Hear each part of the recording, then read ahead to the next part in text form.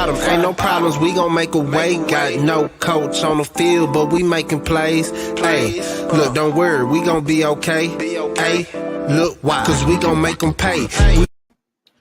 What's the goddamn deal, sports fan? It is your boy, Marley Bets, and this is Brothas N Bets, the MLB show. And when I'm talking MLB, y'all know I got the homie Moose Money in the building. What's up, Moose? Oh man, having a good day. Let's go. Padres just got out of that jam. Having a better day now. Got my 300th win last night. Had a profitable night. One game over the record. One game over the 500 record. But profit's a profit, man. I'll take that any day of the week. Nice. Swept the board yesterday. There you go. I didn't have a lot of plays, 3-0, but I'll take it. Especially with that Tigers. I thought that Tigers was done. We were on a live show last night when they got down 2-0. I thought I was done for it. Kind of went to sleep, woke up, saw they only lost by 1. So Tigers red line came through. Bluejays over came through for me in the 9th. We were on the live on Pub talking about that one.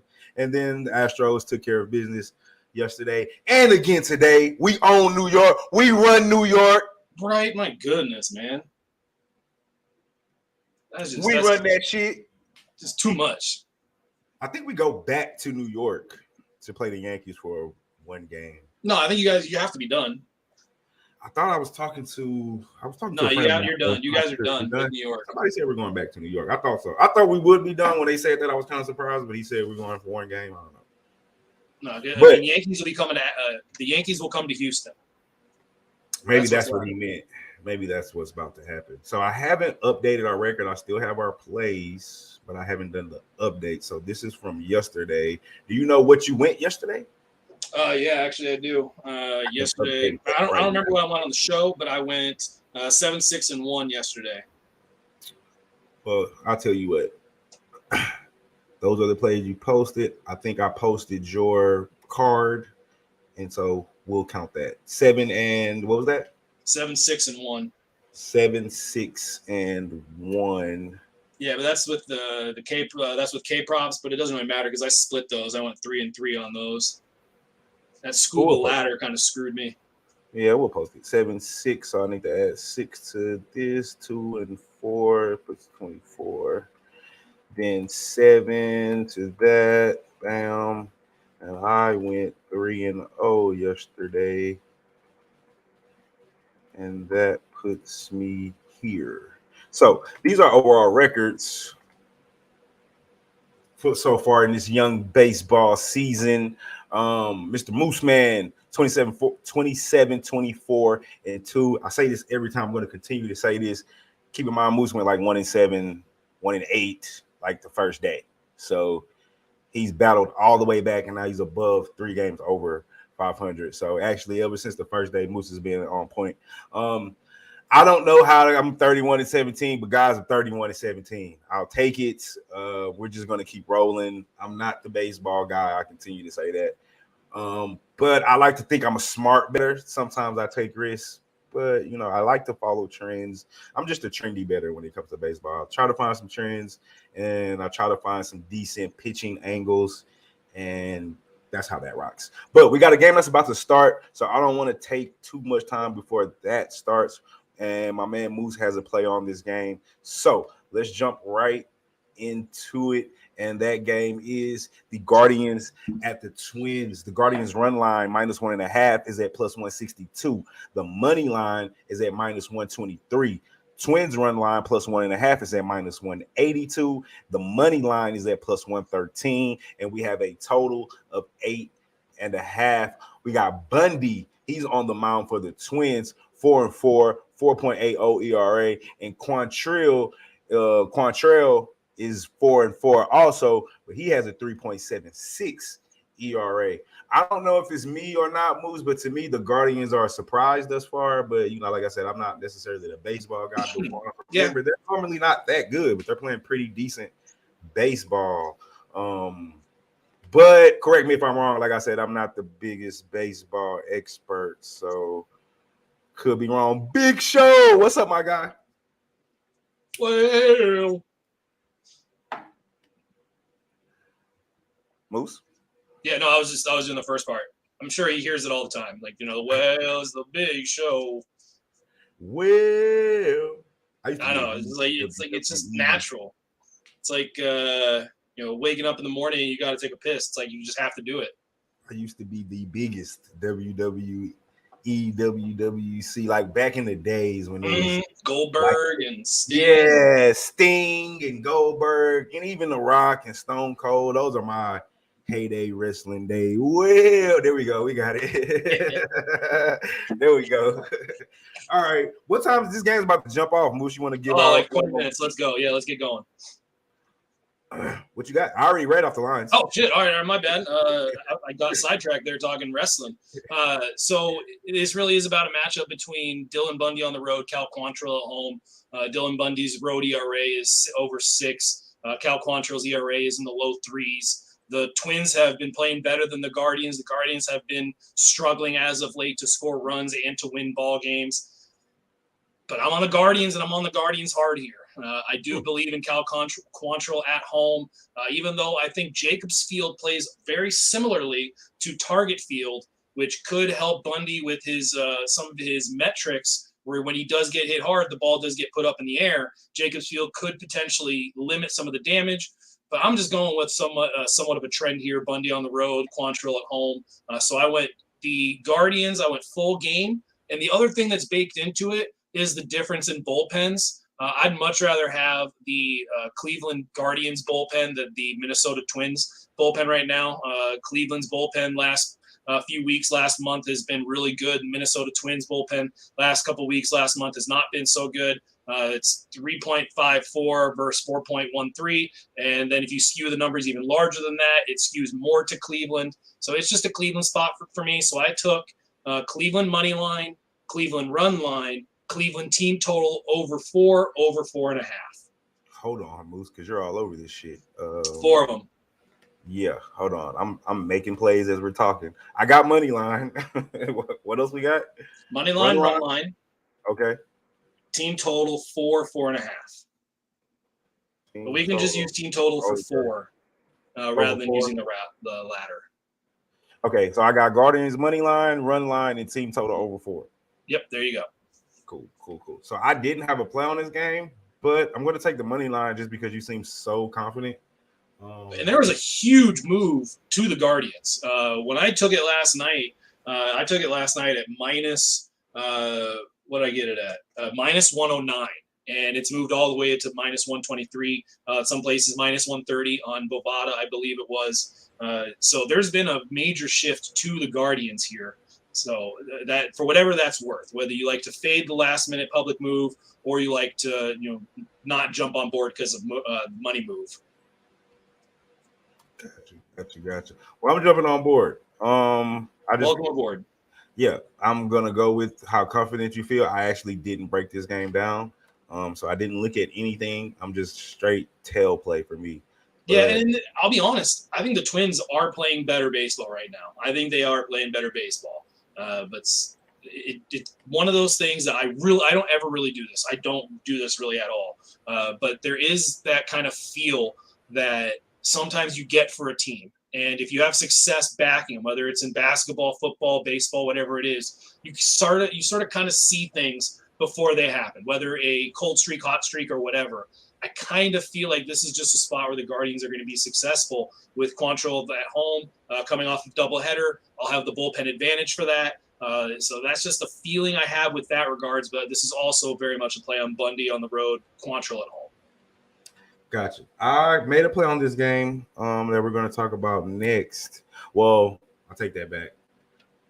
I'm about to make a play, but I'm going to hold off because I want your breakdown.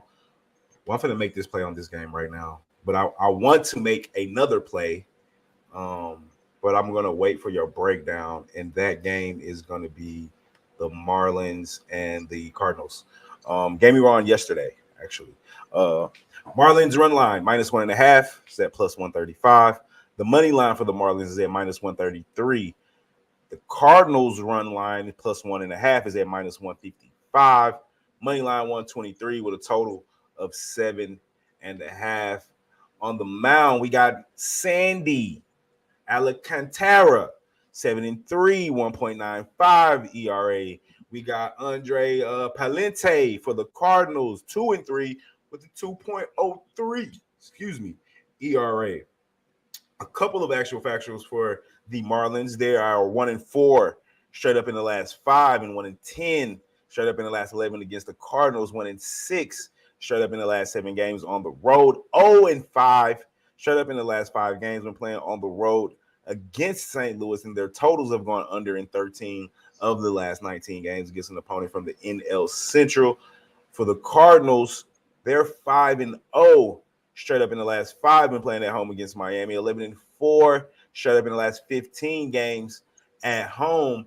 Their totals have gone under in 7 of the last 8 games against Miami, but over, for all you people who like these crazy stacks, in 10 of the last 15 games when played on Wednesday. That's just like a weird ass stat.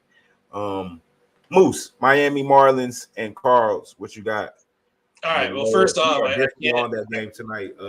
Big show. Yeah, we are covering that, right? We are covering that game.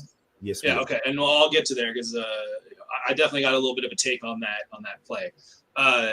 I got to start with the crazy stat. LJ brings this up quite a bit, and that's the division favorite, the out of division road favorite hitting it about 65% of the time, which right now the Marlins. Say that again. The out of division road favorite. Okay. So if you are out of the division on the road and you're the favorite, you're winning 65% of the time. Last week, it was 61% of the time. Let me ask you a question about that. Never heard that stat before. Do you think that means anything? Or is that just a random stat? Because we're talking about any team on the road that's playing outside of their division. Yeah. Could that be a prospect of scheduling? A lot of it could just be the fact that the book has a good read on something. And how they determine their favorites. Because you don't really, if it's a team that's on the road, you're generally going to expect the home team to have the advantage because you can always walk it off. You can always do that. The home team will always have the advantage in almost every single sport across sports, just because you will have the crowd and you're able to have the familiarity with the environment.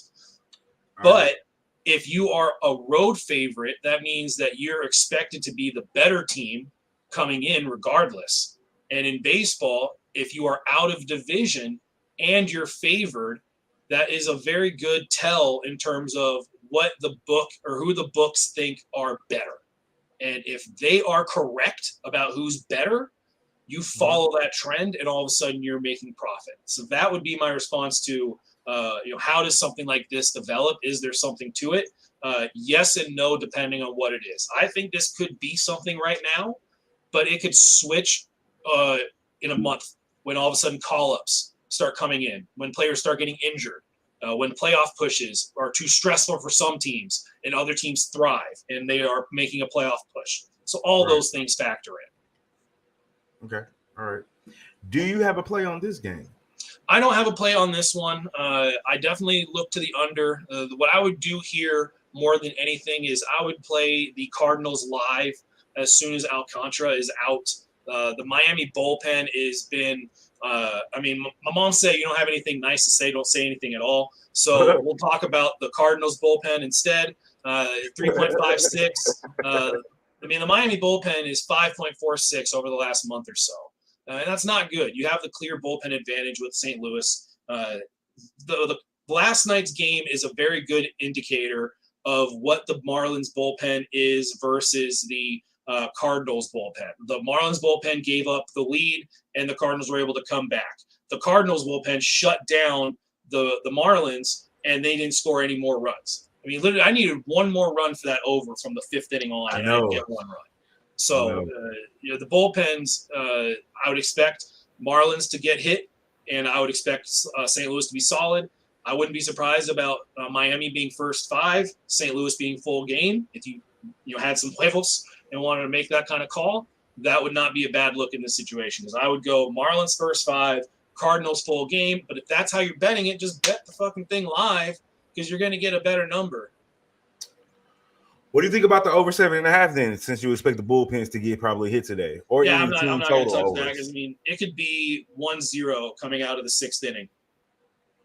Okay, so let me tell you what I did because I told you I had a play already that I made, and then I'm thinking about another play. The play that I made was first 5 under 4. What do you think about that? I don't hate that at all. I don't hate that at all. The reason I was on that game yesterday was very much the Cards versus lefties, and the fact that I don't think Hudson's all that good. And these are two much better pitchers. The offenses struggled the first couple of times around, and then they started getting their feel. I think these are better pitchers, much better pitchers. So if you're talking about a first 5 under, that is not a bad look. I don't really want to jump on that just in case because it's priced pretty low. What'd you have to get? Did you do a 4 or did you get a 3.5? I got a 4. What'd you have to pay? Odds are, let me go back to my pending bets. I got a -120. Yeah, I mean, that's not bad. That's not terrible. I didn't think it was too bad. I mean, obviously -110 or even plus money is what you want. But I normally, okay, so let's talk about this really, really fast. What do you cap your money lines at? Or is there a number that you kind of have said where, you know what, I'm not going to take minus blank? It's generally it's around 160 up there, but the only reason it's up there that high is because I'll be pairing it with a run line. If the -1 gets too much for me, like if the -1's like a -130 or -135, -140, it's starting to get a little tough to pay for that because that's what I'll usually do. I'll usually get a money line run line, and that's just kind of how I set it up. And I won't really put too much of a limit on it. I'm not going to do a money line run line if both things you have to pay juice on. Like that doesn't make any sense to me to have to pay up for something like that. Just put it in a parlay or something if you want that team to win. So I don't really have a limit on it, more as I just kind of have things that I'll do to make it not hurt so bad on some juice like that. But that's only for sides. Totals, I won't go above 135. I will not go above 135. You know what? I've never paid attention to totals because they normally don't go too bad. That's probably a mistake on. Well, it's not probably. It's definitely a mistake on my part. Or I don't have a set number. I won't say I don't pay attention to the line. I don't have a set number. For traditionally, I won't say it's a set number, but like you said, 160. Mine is like 150. I don't mind paying 160, but I normally 160-ish. Then I kind of start being like, maybe I should parlay it with something or stay away because it's getting a little pricey at 160. I normally parlay it with like a something 2 huge favorites or something like that just to chop it down a little bit. But 150 is normally kind of like my line where I start to kind of question, should I do this or should I stay away? Or maybe is there something I can parlay with this? All right, so my other play that I was questioning before I make a play on it, I think I'm going to move regardless of what you say, unless you tell me definitely to stay away. But if you tell me, if you're iffy, I'm going to take it anyway. And if you tell me, go ahead, I'm going to take it. I was thinking about the Cardinals full game money line. Like you said, I expect them probably the first 5 will be iffy with Alacartera. I'm gonna just call him Sandy because I'm probably butchering his last name. Yeah, that's fine. Yeah, just Sandy's fine. Everybody knows who you're talking about. Yeah. Sandy on the mound. But I've ridden with Palente. Am I saying that right? Palente. A couple times. He's not bad. He's young. He doesn't have a whole lot of numbers to go back to, but he's been pitching really good lately. So I'm thinking maybe he can at least keep us in the game for the first 5, and then the Cardinals should get some runs on that bullpen. I mean, I'll be honest, Marley, I'm kind of looking into this under a little bit more because when you said it was -120, I was like, I'm pretty sure I saw that it was 3.5 earlier, and I'm looking at a 4 right literally. Yeah, I'm looking at it right too. now. -120. I see the same exact thing, and I might get on that with you because it is very appealing to me. The Marlins haven't exactly hit all that well, but to your question, I would just play it live. I'm pretty sure Marlins it'll at least lower here. You know what the problem is though, is that if it's a tie game, the line's going to start shifting to the Cardinals, and it's very likely it could be a tie game. So, I was thinking about that. I heard what you said. It's probably better to take it live later, But I'm looking at plus money right now, and I'm like, I'll take the plus 125. Yeah, it's not, dude. It's not a bad idea. It would just be kind of like, what do you want to bet on? Do you want to bet that the Marlins have a lead in the first 5? Like, what would be a more comfortable bet for you? Alcantara in the first 5, betting him to win the first 5, or the Cardinals to have the full game. And I do think that there is enough. There's enough reason and logic to push you onto the Marlins first 5 that you could possibly wait and get a better number on the Cardinals, but you would basically be putting a bet on the Marlins first 5 by doing that. So you're saying wait till, let's say, I'm saying you're gonna have to make a big boy decision on that. Yeah. So this is my question. This is my dilemma, I guess we should say. Do I take the chance that the Marlins get an early run and jump on the Cardinals live money line and more than likely get a better number? Mm-hmm. Or even if it's tied, maybe take the Cardinals money line within the first 5 when the Marlins are up to bat, because we'll probably get a better line. Yeah, let's do it quickly because this game is getting going here a little bit. But my problem is I'm going to take the money line. Well, here's my answer. I may still double up and catch it live, but I'm getting plus 125 right now, and I think plus money is worth taking a chance. If I can get it, if they for some reason go down, and I'll double up. But I think it's, first off, I think it's a great discussion and strategy discussion to have. How would you play a game where you think first 5 is one team and full game is the other? But I do think there's enough logic and reason that you just take the full game money line now. Just play that now. Right. And you don't have to worry about if the Cardinals get a 1-run advantage and that the Marlins don't ever get that lead and they don't win that first 5. Because if you were going to bet on Marlins first 5, bet the goddamn Marlins on the first 5. So if you're not wanting to bet Marlins first 5 and then possibly take a live bet on the Cardinals in game, which would have to be the reasoning and logic for doing it that way, you just take the Cardinals full game and don't even worry about that. Don't even take that variable out completely. Right. Yeah, I made a move. I just made it. I just jumped on the money line. I'm still going to watch it, and if I catch them down, I'll jump again. I won't jump if it's tied late, but if I catch them, I'm not so confident in the Marlins necessarily getting that 1 run that we kind of hope they may get in order to get the better line. Because let's face it, they're not swinging the bats the best. I'm really Palente. I'm not sure if I'm Palente, yeah. He's been pitching great, so I think we very easily could be looking at a 1-1 or 0-0 or a tied early low score first 5, and I'll miss my opportunity because by then I think the bookmakers will give the Cardinals, they'll be probably minus like 110, 120, or maybe not nothing special, but I would have lost that plus money that I'm getting right now. So I think rather than be greedy and try to wait and hope for something, I think it's best to just take the plus money right now. And if they get down, I can always double up. Yeah, well, you can make it official. I just took the under 4. I'm on that with you. I just think that with this discussion that we've had and the idea that if the Marlins are, if our discussion is the Marlins are winning the first 5, the idea is that Sandy Alcantara is pitching well. And then the follow-up is, okay, well, how many runs do you think the Marlins are getting here? And the follow-up is like probably not more than 2 or 3. Like I wouldn't be betting their first 5 over 2.5. So if all that kind of correlates, it really does point me towards the under. And if you're talking about the under and runs are kind of at a premium, and now you're talking about that underdog role where the Cardinals have the better bullpen, all those things correlate as well. So I don't hate your Cardinals money line. I'm not going to try to go up against Alcantara. That's a no for me. Let me ask you this, because I didn't get a chance to go deep into it.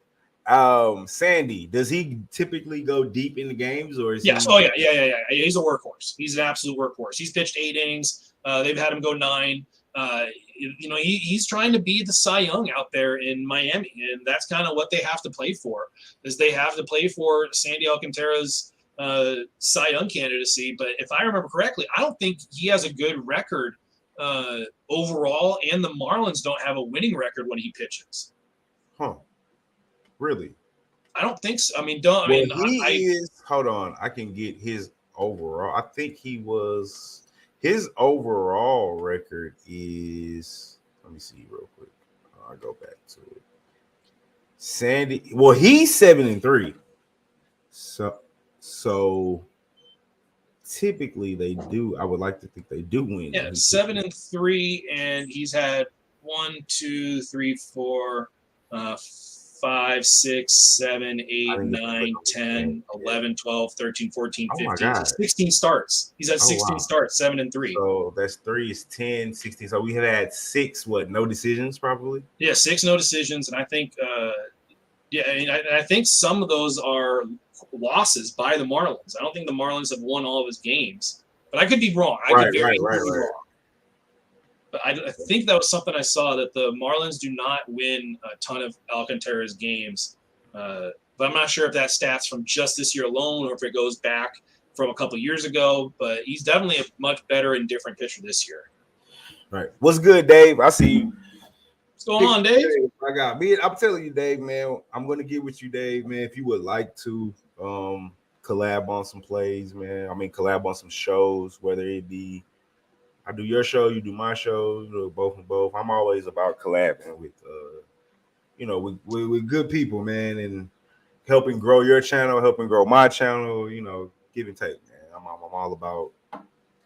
Like I always say, man, it's us against Vegas, bro. Or like Jay Money says, it's us against the bookies. You know what I'm saying? Yeah, dude. Dave, I've had a pretty good success when collabing with you on some of these cards that we've gone over. Kind of late night. I feel like we've won. I don't think we've lost on some of the ones we've agreed on. I don't think we've lost one yet. I'll start keeping a record of our agreement games that we're on the same and see how that goes. Plus, Dave, I like to start now before football season starts. I know you told me football is your thing. Football gets crowded with my schedule. People that wants to do the show and people I do shows with. So be better to build that relationship now. So I can be like, you know what? I cover Dave, man. Dave has a fucking spot on the fucking football show. Like Moose got a spot, man. Even though Moose, I've got to have a fucking spot. Are you kidding me? God damn. Moose. And I tell you what, we already have. This is how loyal I am to people I fuck with. So real quick before we move on to the next game, got a guy named Flat Top. He's my guy, man. I used to promote with him in Vegas. He was doing the college show with us when I had nobody to do it. I think Coach was busy. He was working. And I literally had nobody to do the show with. Our show didn't have 1,000 subs and all that, the kind of thing direction we're moving in now. I didn't have the virtual background and all that stuff. I don't even think I had my banner. Honestly, it was just fucking me sitting outside. And Flat Top was dedicated to doing every show. And so I've already told him, we're definitely going to bring him back. So we already have 3 people for our college show. But because I fuck with Moose, and Moose has been riding with me on this baseball show, anytime Moose wants to come on to the college show, he has an infinite amount of invites. Make sure y'all tune in Tuesday nights here in the near future for the college football show. Yeah. Oh man, I'm excited. I do. I like what you talked about yesterday. We're already starting to talk about it. It's got that feels, Oh man, I can't wait. They're getting here. 4th of July, right around the corner. What's crazy is I'm going to ask you this. My bad. Not sorry, not to cut you off. I'm going to ask you this. What's crazy is last year was the first time I can remember at the end of the season. I was like, oh my God, I cannot wait for football to end. I am so tired of capping football. And now I like to attribute that to me having to do the show and doing more games than I would probably do on my own, just capping for myself, right? Because sometimes we got to just cap games for content, or other people want to have other plays that I might not be looking into, so I cap the game for them, et cetera, et cetera, et cetera. So this was the first season, or last season was the first season, like at the end of college and NFL. I was just like, by the time the Super Bowl and stuff hit, I was just like, you know what? I'm tired of fucking capping football, bro. Never happened before. But I've never been this excited to get back. I cannot wait. So at the end of football season, I'm gonna ask you, after we've done all these shows and you've capped probably more games than you ever have before, how do you feel about it? Are you ready to start something else? I don't know, man. I was capping. I mean, that's how I became. That's how I got into sports gambling. Was capping college football on my own. And as soon as I hit like a little rough patch, that's when I went on YouTube and was like, all right, I got to find some people to help. I'm not going to pay for picks or anything like that, but I got to have some people, give me what they're looking at and try to follow some professional gamblers out there. And just kind of dominoes started falling into place. And then you start talking to some of the OGs, start seeing what they're doing. Then you start kind of coming up with those trends, those angles. But I've been capping. I've capped every college football game last year, every NFL game last year. It just NFL. We talked about this. It kicked my ass, man. Like it just bent me over a table and had its way with me. But that all it did is just made me more excited about getting back at it this year, because I feel like I've got a better support network around me. Like just like straight up, like for real. I got the Brothas N Bets community that's going to be able to support me through this. I got all the fam at Pub Sports, right. All the people that are over there, all the amazing cappers, the Lowback family. Like that's what makes me excited, because I feel like I know how to use the resources this year, whereas years past it has been more of my own stupidity and ignorance, really, just pure ignorance. I'm telling you, man, Jimmy and the Lowback family is definitely going to make you a better capper. I mean, when I first started watching the show so many years ago, hold on, pause that. I'm going to go back to that. This game is literally going to start in 5 minutes. Let's go. All right, let's do this. I'm not even going to read the actual factuals. I'm going to just read off the lines really fast.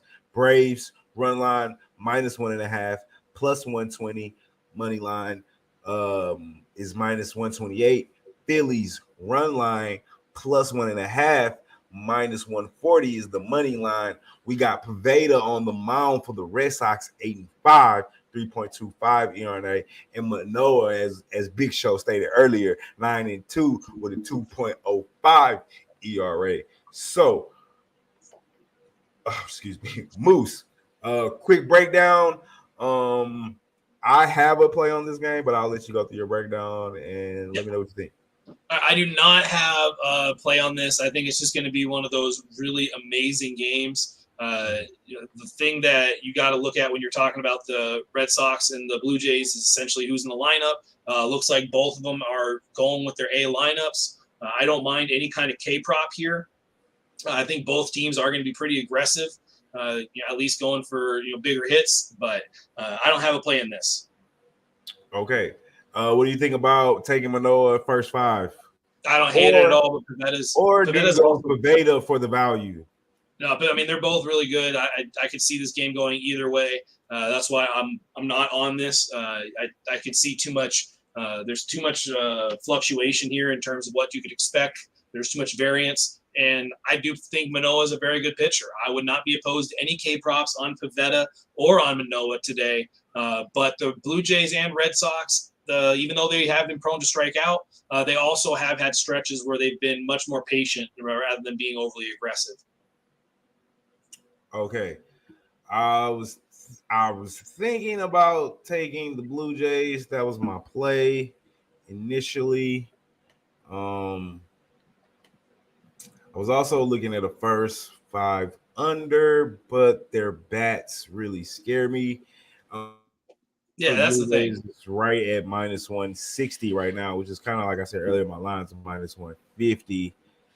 But I'm not sure if that's worth it because the Red Sox are so scary that I think you have a better shot of probably taking the Red Sox on the money line, even though it's just because the game's 50-50, like a value play rather than I think this is going to happen. Yeah, it's a pretty simple formula for me. Under pitchers, over offenses, stay off. Right, exactly. I think I'm going to adopt that philosophy. I like that. Under pitchers with what did you just say?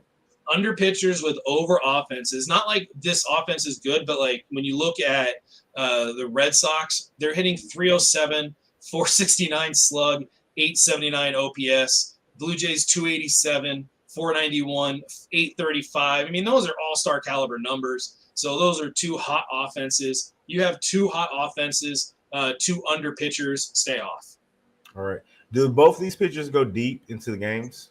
Not necessarily, but Manoah is more likely to go deeper than Pivetta. Pivetta is definitely much more of a strikeout type of pitcher. Strikeout pitchers are generally going to have a higher pitch count because to get strikeouts, you need to throw more pitches. So Manoah more likely to go deeper. Toronto does not have as good a bullpen as Boston. Pivetta less likely to go as deep, but Boston has the better bullpen. Gotcha. Always faded. What's up, my guy? What's going down? Appreciate you coming back. Okay, so I took the I did Braves Phillies. Oh, that's not. Did I just change that? Because that's not right. No, it's been up. It's been up. It's like, hey, we got to get these games in anyway, so we'll go to that one next. So I figured, what's the point? But that's not what we just talked about. No, we talked about Blue Jays and Red Sox. Yeah. I'm a little drunk, man. I just had a shot of Clase Azul because I went 3-0 yesterday. And so I'm gonna take a shot. And now I'm drinking whiskey, so I'm mixing liquors. Oh, there you go. Yeah. Everybody's invited to this stomach party. Let's fucking go. Hey, I'm probably gonna take another shot of that Clase. It's nice tequila. Well, I'm not sure if you remember the Jim Brewer bit about about drinking, like hard liquor. No. Like if you like have a shot of whiskey, like you'll get like he'll be chilling in there, like you just kind of hanging out on the couch, like telling stories. You have a Scott like a little like a gin, somebody's there, kind of like with a monocle. But if you have tequila, that homeboy's gonna show up and he's gonna sneak like 10 of his buddies in the back door. Andale, arriba. So it's a good bit. I didn't do it. They're sneaking in because I'm feeling it. I don't know if I don't know if it's tequila or the whiskey, but one of the two is doing something to me. There isn't never been one tequila shot. All right. So I was thinking Manoah money line. I don't know if the 160 is not worth it because you're playing the Red Sox and it's more of a 50-50 game. So I don't know if I should take the Red Sox money line or probably just stay away. It's not like I should stay away. What do you think about a shot with the under 8.5, or are both these offenses too hot? Yeah, too hot. Yeah, everything. Yeah, it's the same thing I just said earlier. The over under, that correlation, that X factor, Z Y axis, polyparallelogram, polygraph. Right. The Fibonacci equation. Yeah, exactly. I got exactly. You. So, in other words, we hit the over yesterday. Let's not be greedy. We're going to stay away off this game and see what happens next time. What you got always faded? Going with the Braves money line. Okay. Don't hate that. We're about to do that game next. Blue Jays team total over 4.5. Staying away from that one. I mean, I wanted to take the over, but only because I'm a trend better and I've been on Blue Jays overs. Both these pitchers scare me, and Moose has recommended me stay away, so I'm going to stay away. Reds and Cubs, first 5 over. I'm off that game, but I haven't broken it down, so I don't know. Moose, what do you think about that? There was so much traffic in that game yesterday. It was kind of sad watching Cab, watch that game. I know last night. Yeah. I definitely agree. The over's the look, but I don't know. The Reds' offense isn't exactly what I think a lot of people are kind of starting to believe it is. The Cubs could be decent, but they're so inconsistent. Steele does walk a ton of people, but he also has enough stuff that he could pitch well. It's just, again, I don't really want to get on that game too much. There's not a pitcher that I can trust one way or the other. Yeah, he also has the Rockies. I think that's not a bad look, man. I kind of like that, especially where they smacked up Kershaw yesterday. They're going to come in definitely confident. There is a golden rule right now in MLB. The Rockies versus lefties at home. At home? That is like a 100% backer. But I'm not on it. Even at 4.5, I know that Urias went in there earlier and struggled, but he also pitched there and has had a lot of success. And he's pitched really well recently. And I kind of think that some of the issues he was having early on, Cav and I had discussions about it. I thought there might have been a weight issue going on. I thought there might have been some kind of lower back issue going on that just wasn't being reported on, just because of how he was kind of releasing the ball, missing up and arm side quite a bit. But he's pitched much, much better recently. And I kind of could see him going in there and pitching well. Urias is not the guy that I really want to test this theory with 100%. Gotcha. Yeah, I like it though, but I think 4.5 scares me. You need 5 runs. I feel like that's a lot. Yeah, but it's Colorado. That was my question I was going to ask you. Obviously, like I said, I'm not the most knowledgeable baseball guy, but I'm assuming that the atmosphere up there helps the ball travel. Am I correct? Yeah. Dave, he kind of pointed it out that Urias definitely didn't look like the way that he had been when he had first gotten called up. Like, he just didn't look the same type of body type. It looked like he had gotten larger and not exactly in the best way. So it's like you could see that body change. I'm a pitching coach, so that kind of stuff will stick out to me a little bit more because I develop athletic pitchers. And when you see a pitcher like Urias, you're like, this guy doesn't look like a great athlete, but he is. He's come from a pedigree of athleticism, and you just don't really see it too much. But I think we might start to be seeing that here, and he could be a huge factor to why the Dodgers have a turnaround later on in the summer. I think this game may have started, but we're going to break it down anyway. Maybe somebody can catch a live look because it's still super early. Obviously, we got started a little late, so I won't read all the actual facts. So I'll just read the lines and we can get into the breakdown.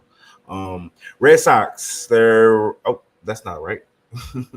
Sorry. Yeah, it's the Phillies Braves. Phillies and Braves, exactly. Phillies and Braves run line for the Phillies, for the Braves, excuse me, -1.5 is at +120. The money line is at -128. Phillies run line +1.5 is at -140, and the money line for the Phillies is at +118 with a total of 9. We got Mr. Kyle Wright on the mound at 8-4 with a 3.18 ERA, and Mr. Suarez Ranger on the mound for the Phillies 6-4 with a 4.23 ERA. I'm not gonna get the extra factuals because I'm pretty sure the game is going on right now, so we're just gonna try to catch. Oh my god, all these Tinder shit. Yeah, somebody's spamming your shit, bro. Like a motherfucker. I've already blocked them twice. I don't know how this shit keeps coming up. It's the Russians. That's weird. Hey, maybe we're getting popularity. Now we're getting spam. One time we had somebody come in. That's how you know you made it. Yeah. Hey, no, look. One time look how we made it. It was me, Coach. Fuck, who was it? It might have been me, Coach, and Mikey. And somebody came in. Some racist dude came in and was like, look, 3 monkeys. I was like, holy shit. We made it. He was like 3 monkeys on the screen. I was like, holy shit. Please like and subscribe. We made it. We got racist people coming in the chat, showing in the chat now. Yeah, I don't want to make it like that. Like that's not. Dude, that's how you get them, bro. You can't they want you to get mad and get a reaction. So I just told dude, like, comment, and subscribe. Appreciate it. I know we're making some progress if we got racist people coming in. At first, nobody was coming in. So my football shows are getting close to 1,000 views. So now we're coming up in the world. Hey, sign me up. Yeah, I mean, who doesn't watch porn, right? But we're not going to have the links in the show. But just this free porn. Why would we pay for it? Yeah, right. When the racist attack. That was my first thought, Dave. I was like, holy shit, we're coming up in the world. Facts. All right, back to the breakdown. What do you got for me, Moose? First off, appreciate that. Always faded. I mean, it's community where I've been able to really kind of root in and develop. I mean, all the stuff that I'm feeling now or finding out now has been because of the community that I've started to root down in. That's 100% facts. I took the Braves in this one. I took them on the money line, run line, and I took them first 5, aka the Trisecta, and that's my move on this. And I got a Kyle Wright K prop The Phillies, since Harper's went down, are striking out 25% of the time as their outs recorded. So it's just too much stuff. I think Wright bounces back. The one thing that you kind of have to get past, Kyle Wright has sucked his last 2 starts. Ranger Suarez looked like the Ranger Suarez of last year, last game against the Padres, but it was a Padres lineup minus Machado, which, to say the least, has been inconsistent, to put it nicely. So I kind of think that's going to revert back to what we can expect from more normalized settings. Braves are the better team. There is no Acuna, and the money has swung back over to the Phillies. But I still think it's Braves. I do think if Kyle Wright bounces back, give me the better bullpen as well. Atlanta, the much better bullpen than Philly, although they're pitching better. Philly bullpen is pitching better. But I still think it's a Brave spot. So Braves, trifecta, money line, run line, first 5. Exactly. Like he said, man, follow all those guys. Follow Moose, follow Sharpie, follow LJ from H-Town. They're all great cappers, and like this whole low bag, pub sports family, it's been great for everybody that's been a consistent supporter. Even like I said, even before I met these guys, when I was just in the chat, I used to just come to the show and just to gain information. It's so much great info, not only from Jimmy and the guys that do the shows, but the people in the chat. 100. So much information, even if you don't take their plays, just the information that everybody gives in that community, man. I always tell these guys this, since San Antonio, where it's actually we met, I've become a better capper. But even since I've just started watching Jimmy and Jose and Bobano and the rest of the guys show, I've become a better capper. So, and it's not just like stupid, like, yo, hey, it's the Trastros. I'm going to fade the Trastros here. It's more like, hey, the Astros have been 0-8 when they faced a right-handed pitcher that's throwing over 95 miles an hour. Like, oh my, all right, that's a great stat. I never would have found that. Just like shit that you never would have found. Because that's one of the things that I think that I like to think I contribute in that way with some of the things I'll look at, whether it's a K percentage or whether it's a hard hit rate, some of the things that I might find are important because of my background as a baseball coach and as a baseball player. I've coached at a high level. I've coached high school and college. I've played at the collegiate. I've played at the lower rookie scout leagues as well. It's not exactly the minor leagues, but it's the one step away from that. And all that stuff just kind of leads you to have a better understanding of certain things that you can apply when you're looking at stats. Right. And I definitely value your information here. I hope all people that see our shows and watch us live value your information, because I definitely appreciate you. I've definitely become a better MLB capper since meeting you and getting to talk to you and eventually doing a show with you. So, and that's the great thing about the Pub Sports family. You meet new people, even it's not even like you didn't come to San Antonio. I met you from the chat and from doing Nikki and Cab show. So, and we just moved forward from there. So, like, that's the great thing always faded about tuning into this family and like my boy LJ, I call him the statistician, you know what I'm saying? Because he's going to hit you with some crazy ass stats for each and every sport. He definitely does his research, as I can tell with you. So goes back to what I was saying, man. Becoming a part of this family is definitely going to make you a better capper, as well as put more money in your pockets. You know what I'm saying? So I appreciate everybody that tunes in, man, and that shares their information as well. Because like I said, man, I always faded. If you start jumping in the chat and giving out your information, you'll become one of those people, man. You know what I'm saying? It's not hard to do.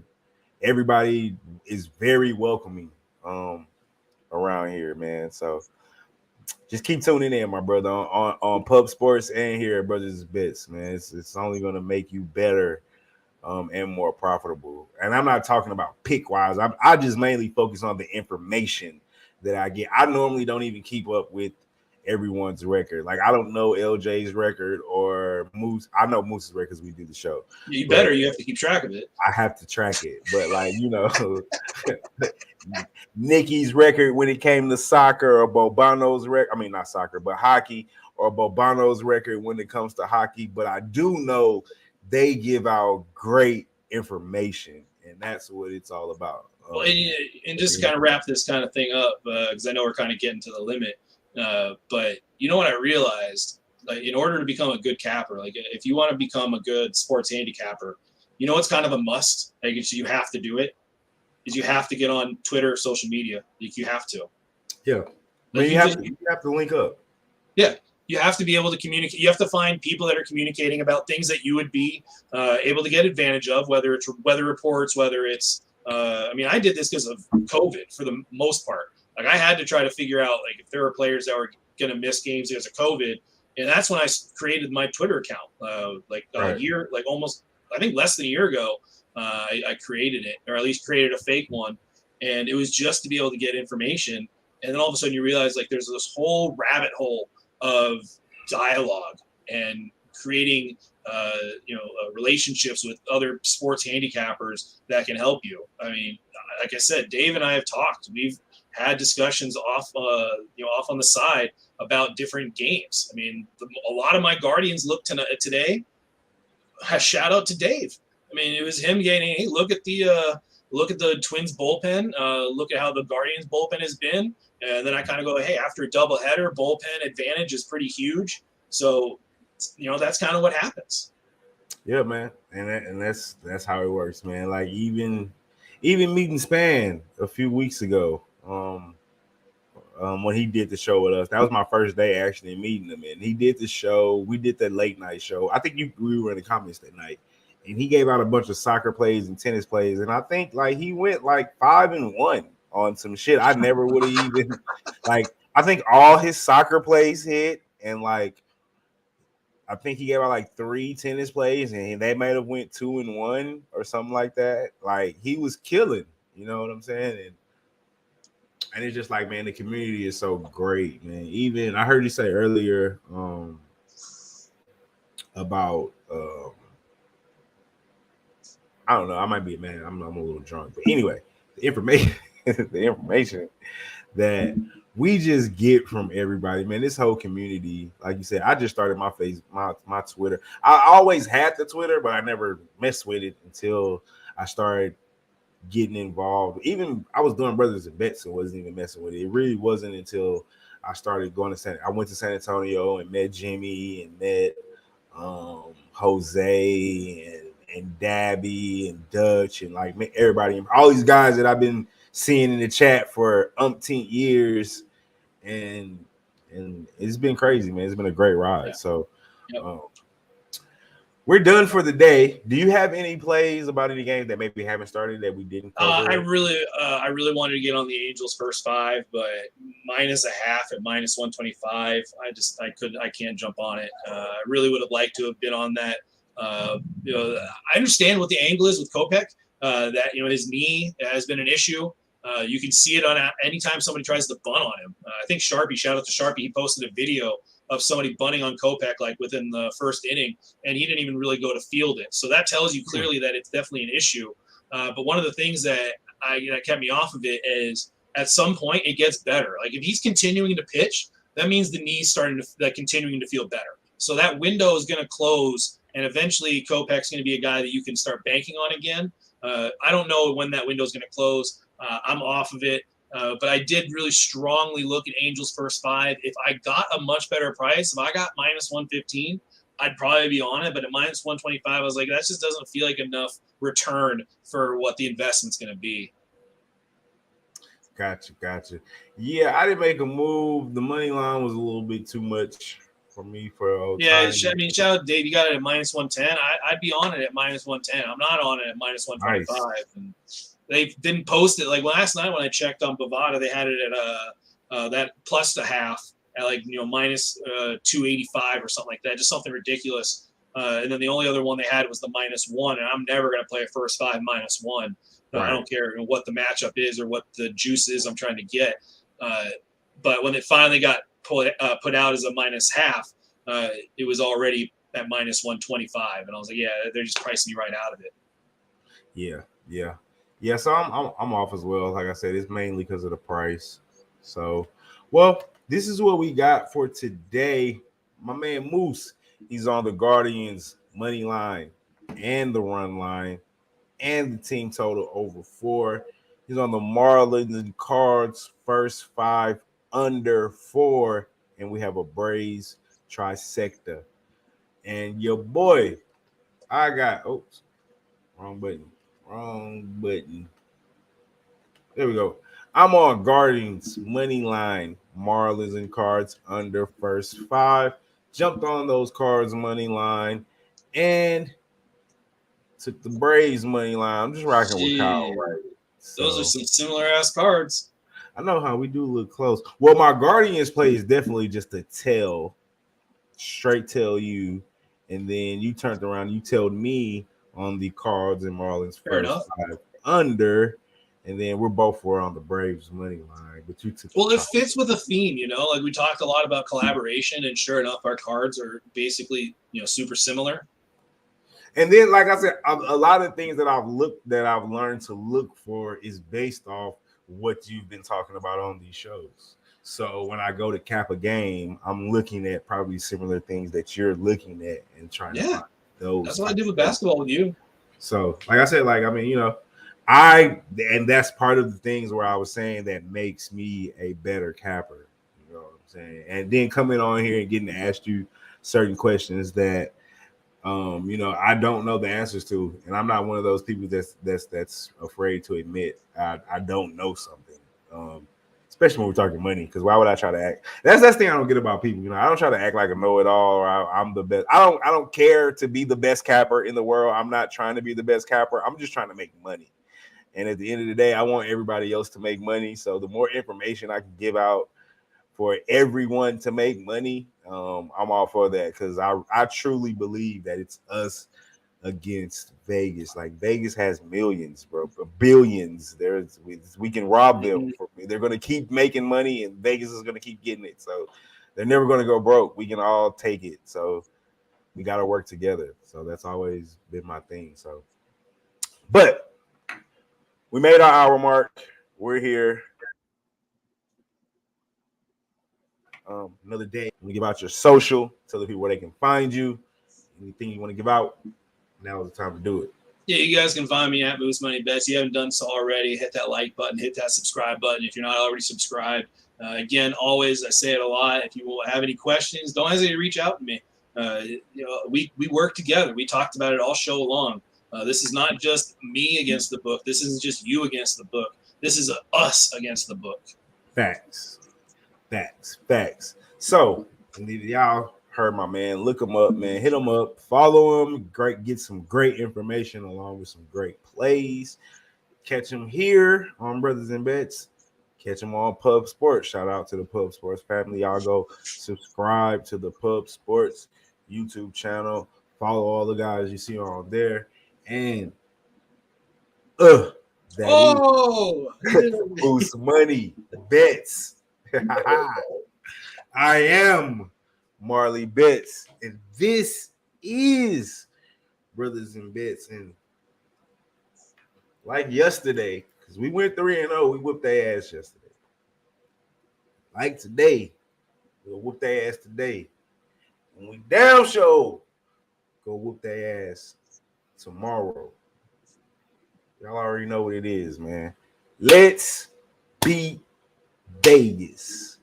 We out this motherfucker.